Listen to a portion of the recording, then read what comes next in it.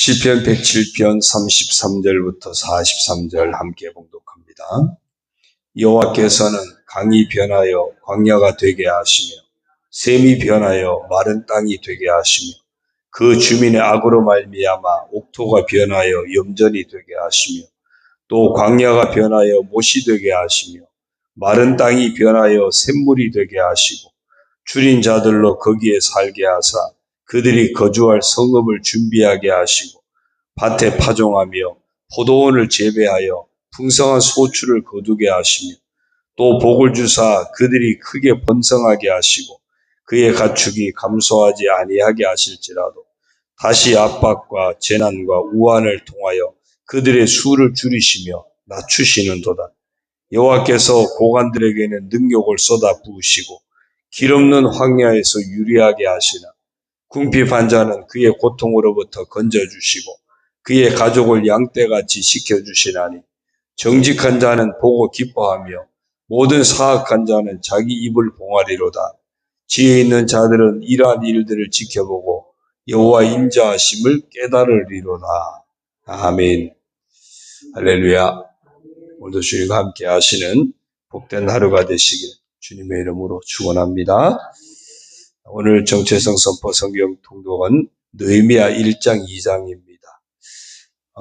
이 느헤미야가 페르시아 고위 관리로서 그냥 편안히 잘 살 수 있는데 고국의 자기 동족의 아픔을 들으면서 그냥 있을 수 없어서 자기 고위직을 내려놓고 왕에게 요청해서 고국으로 돌아와서 예루살렘에서 자기가 할 일, 사명을 찾아서 정말 자기를 헌신하는 그런 모습을 보게 됩니다. 사명을 찾아서 귀환한 느헤미야, 또 총독이지만 밤늦게까지 하나님이 내게 말씀하신 것을 어떻게 이룰까 해서 자기 일을 그 한밤중에 혼자서 이렇게 예루살렘 성을 순시하면서 자기가 할 일을 찾는 그런 모습을 보게 됩니다. 그 느헤미야 모습을 보면서 오늘 우리도 이렇게 한번 선포했으면 좋겠습니다. 따라하겠습니다. 나는 내가 감당해야 할 사명이 무엇인지 적극적으로 찾는 사람이다. 우리도 하나님의 사람답게 내가 감당해야 할 하나님의 일이 무엇인지, 사명이 무엇인지 적극적으로 찾고 순종하는 그런 우리가 되기를 소망합니다. 오늘 말씀 시편 107편 제가 1절부터 이제 쭉 계속 보았죠. 인자하신 하나님을 찬양할 것을 권고하는 그런 내용들, 그러면서 그 이유들을 쭉 말씀해 주는데 그 갈 길을 몰라서 방황하는 그런 상황에서 하나님 앞에 부르짖었더니 바른 길로 인도하셨고, 흑암의 고통에서 부르짖었더니 하나님 인자하심이 해방시켜 주셨고, 죄악의 고통에서 부르짖었더니 회복시켜 주시고 위로해 주시고, 온갖 인생의 위험에서 부르짖었더니 하나님이 들으시고 보호하시고 평안하셨다. 그 모든 근거는 하나님의 인자하심이었다. 그게 쭉 우리가 그 32절까지 본 내용입니다. 이제 오늘 본문은 그 하나님을 찬양해야 할 보다 더 근본적이고 어떤 필연적인 이유를 우리에게 증거합니다. 그것은 하나님의 어떤 주권적인 또 공의로운 그 통치의 능력을 나타내고 있습니다. 주권적인 하나님의 그 역사하심, 그것이 오늘 우리에게 인자하심으로 나타났고 우리가 하나님 앞에 마땅히 찬양해야 할 모습이라고 하는 것을 오늘 증거합니다. 33절부터 35절까지 보니까요, 여호와께서는 강이 변하여 광야가 되게 하시며 샘이 변하여 마른 땅이 되게 하시며 그 주민의 악으로 말미암아 옥토가 변하여 염전이 되게 하시며, 하나님은 우리가 살아가는 땅을 황폐하게도 하실 수 있는 분이라는 겁니다. 악으로 말미암아 우리가 죄악에 빠져서 그렇게 하나님을 거역하고 하나님 말씀을 거역하고 그렇게 살아갈 때 우리 인생을 하나님은 얼마든지 황폐하게 하실 수 있는 분이시다. 그런가 하면 35절에는 보니까요. 또 반대입니다. 광야가 변하여 못이 되게 하시며 마른 땅이 변하여 샘물이 되게 하시고 반대로 우리 인생의 땅을 비옥하게도 하실 수 있는 분입니다. 비옥하게도. 어떤 사람에게요. 36절 줄인 자들로 거기에 살게 하사 그들이 거주할 성읍을 준비하게 하시고 여기서 이 줄인 자는 어떤 단순히 배고픈 사람 말하는 게 아니라 심령이 가난한 자를 의미하는 겁니다. 하나님의 말씀을 갈급해하고 하나님의 뜻대로 살기를 소원하는 그 갈급함이 있는 사람, 영적으로 줄인 사람. 예수님도 팔복 가운데 마음이 가난한 자, 심령이 가난한 자를 말씀하셨죠. 그런 사람이에요. 그래서 34절에 악으로 말미암아인데 36절에서 줄인 자들 얘기했어요. 하나님의 말씀을 저버리고 정말 하나님의 뜻을 저버리고 살아가는 악한 인생. 그런가 하면 반대로 하나님의 말씀을 사모하고 하나님의 뜻대로 살기를 갈급해하는 그런 영적인 목마름, 영적으로 줄인 인생. 그들에게 하나님은 얼마든지 그들의 인생을 황폐하게 하실 수도 있고 그들의 인생을 비옥하게 할 수도 있다는 겁니다. 그래서 37절, 38절도 보면요. 밭에 파종하며 포도원을 재배하여 풍성한 소출을 거두게 하시며 또 복을 주사 그들이 크게 번성하게 하시고 그의 가축이 감소하지 아니하게 하실지라도. 이게 줄인 자에게 이런 복을 주시는 거죠. 그러나 또 39절 40절에 보니까요. 다시 압박과 재난과 우환을 통하여 그들의 수를 줄이시며 낮추시는도다. 여호와께서는 고관들에게는 능욕을 쏟아 부으시고 길 없는 황야에서 유리하게 하시는. 이 누구냐 하면 고관들 이들을 이야기하는데 다시 하나님의 은혜를 망각하는 인생. 다시 죄악의 길로 빠진 인생. 하나님은 결코 변덕스러운 하나님이 아니죠. 근데 변덕스러운 우리 인생 때문에 하나님이 그들을 다시 압박과 재난과 우환을 통해서 그들의 수를 줄이고 낮추시는 황야에서 유리하게 하시는 이런 일을 또 하실 수 있다는 거예요. 그러니까 경고하는 의미고 예고하는 의미죠. 그러면서 41절에 보니까요. 궁핍한 자는 그의 고통으로부터 건져주시고 그의 가족을 양떼같이 지켜주시나니 여기서 궁핍한 자는 아까 36절에서 보았던 줄인 자와 같은 의미입니다. 같은 의미예요. 우리가 하나님 앞에서 정말 우리가 날마다 영적으로 더 갈급함을 놓치지 말아야 될 이유가 여기에 있는 겁니다. 세상의 풍요로움에 빠져서 세상 만족에 빠져서 거기에 빠져 있으면 그럼 우리는 영적인 갈급함을 잃어버립니다. 하나님 말씀에 대한 사모함을 잃어버립니다. 그렇잖아요. 우리가 정말 맛있는 거 아주 배부르게 잘 먹고 나면 그냥 이제는 그냥 아무것도 안 먹어도 좋고 그냥 편안히 쉬고 싶다 그러거든요. 우리가 어쩌면 육신의 배부름이 영적인 배부름으로 착각할 수 있습니다. 육신의 만족을 영적인 만족으로 착각할 수 있습니다. 세상 풍요를 영적인 풍요로 착각할 수 있어요.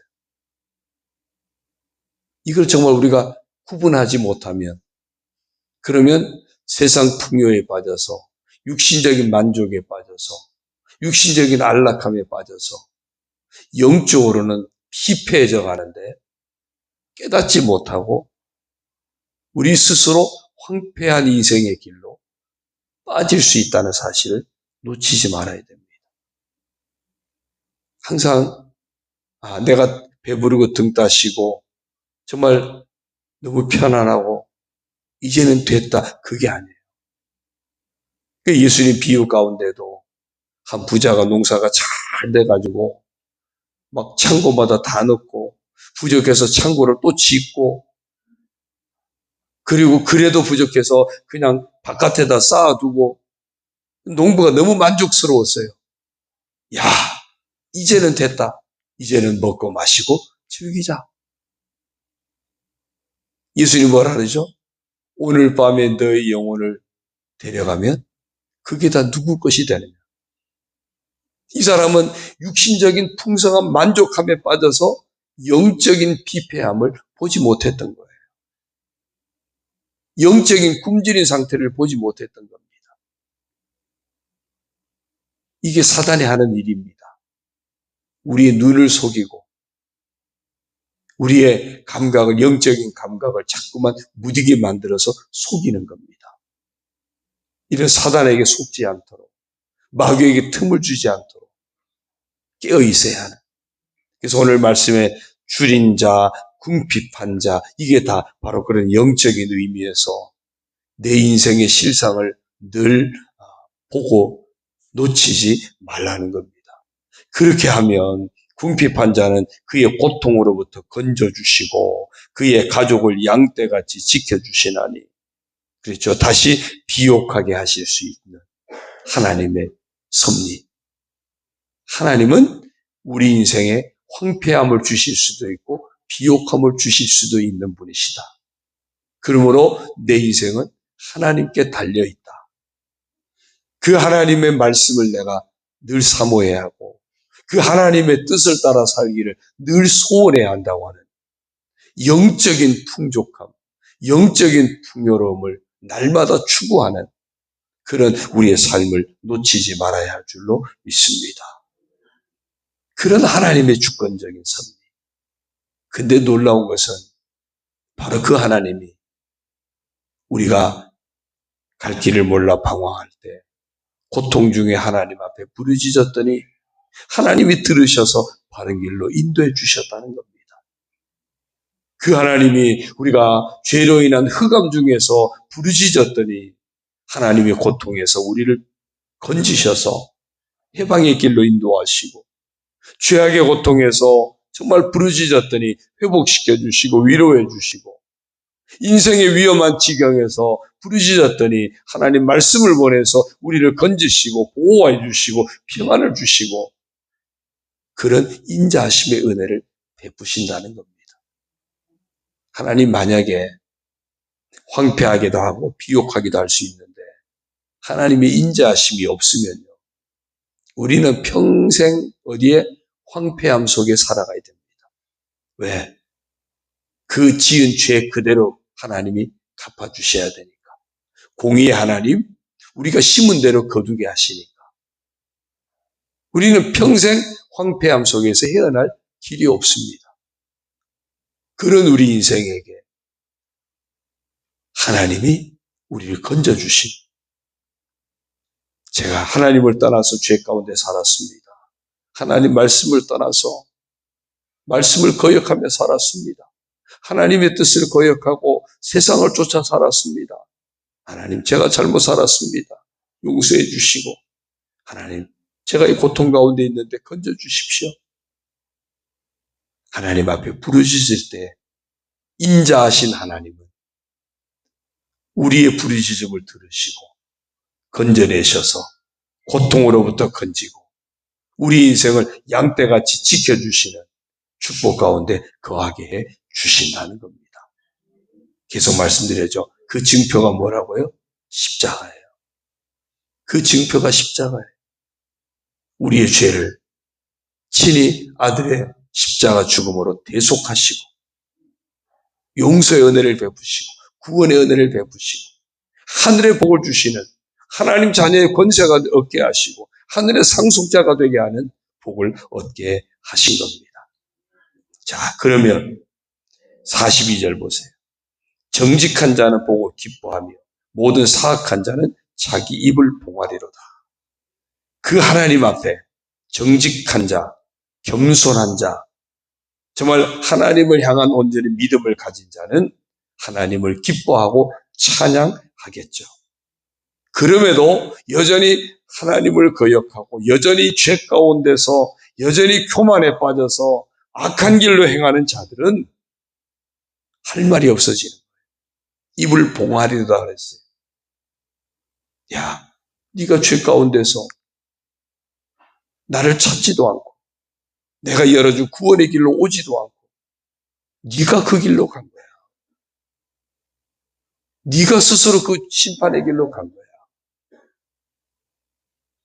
너희 앞에 생명과 사망, 복과 저주의 길을 열어두었는데 왜 생명의 길로 가지 않고 축복의 길로 가지 않고 네가 계속 악에서 헤어나지 못하고 네가 스스로 사망의 길로 저주의 길로 간 거야.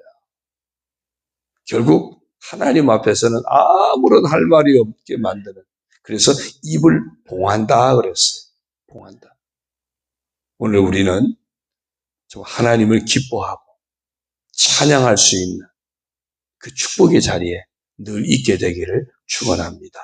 43절도요. 지혜 있는 자들은 이러한 일들을 지켜보고 여호와의 인자하심을 깨달으리로다. 믿음의 사람, 겸손한 사람, 지혜로운 사람이죠. 그는 깨닫게 돼요. 야, 하나님의 인자하심이 나를 여기까지 이르게 하셨구나. 하나님의 용서의 은혜가 나를 여기까지 이르게 하셨구나. 이 모든 것 하나님의 은혜입니다. 제게는 하나님밖에 없습니다. 하나님만이 제게 최고십니다. 그래서 하나님을 높여 찬양할 수 있게 되는 겁니다. 오늘 우리의 삶이 모든 주권적인 하나님의 역사하심, 그럼에도 하나님 앞에 부르짖어 간구할 때, 하나님 앞에 나아갈 때 용서하시고 회복시켜 주시고 다시 축복하시는 그런 구원의 하나님, 인자하신 하나님을 바라보고 하나님 앞에 감사와 찬양의 고백을 놓치지 않는, 그래서 그 하나님 은혜 안에서 하나님이 기뻐하시는 일이 무엇일까? 그 사명을 적극적으로 찾아서 감당할 수 있기까지 하는 우리가 되기를 주님의 이름으로 축원합니다. 기도드립니다. 하나님 아버지 고맙습니다. 하나님은 우리 인생을 얼마든지 황폐하게 하실 수도 있고 비옥하게 하실 수도 있습니다.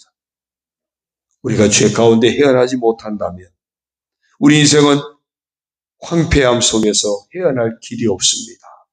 그러나 이런 우리에게 하나님은 구원의 길을 열어주셨습니다.